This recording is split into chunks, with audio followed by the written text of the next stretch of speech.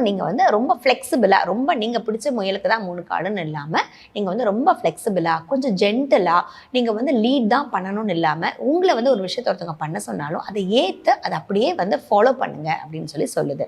So அடுத்ததான் வந்து பார்த்தீங்கன்னா, சப்போர்ட் பிரிங் சக்ஸஸ். ஸோ வந்து எல்லாரோடையும் கோஆப்ரேட் பண்ணுங்கள். கோஆப்ரேட் பண்ணி ஒரு விஷயத்தை நீங்கள் வந்து லீட் பண்ணும்போது அது வந்து உங்களுக்கு வந்து ரொம்ப நல்ல முன்னேற்றம் தரும் அப்படின்னு சொல்லுது. ஸோ அடுத்து வந்து பார்த்தீங்கன்னா, இது வந்து செயல்படும் காலம் அல்ல, இது வந்து ஏற்றுக்கொள்ளும் காலம் அப்படின்னு சொல்லுது. ஏன்னா நமக்கு வந்து மெசேஜே வந்து ஸ்டார்டிங்கில் பார்த்தீங்கன்னா ரிசப்டிவ் அப்படி தான் இருக்குது. ஸோ அதனால நம்ம வந்து நர்ச்சரிங், ஒரு மண் வந்து எப்படி வந்து ஒரு செடிக்கு வந்து வளர்கிறதுக்கு ஹெல்ப் பண்ணுதோ அந்த மாதிரி மற்றவங்களுடைய வளர்ச்சிக்கு உங்களுடைய பொறுமை வந்து ரொம்ப ஹெல்ப்பாக இருக்கும். உங்களுடைய வளத்துக்கும் அது வந்து ஹெல்ப் பண்ணும் அப்படின்னு தான் நமக்கு வந்து சொல்லுது. ஸோ உங்களுக்கு வந்து பார்த்தீங்கன்னா சேஞ்சிங் லைன் 1லேயும் இருக்குது, லைன் 2லேயும் இருக்குது.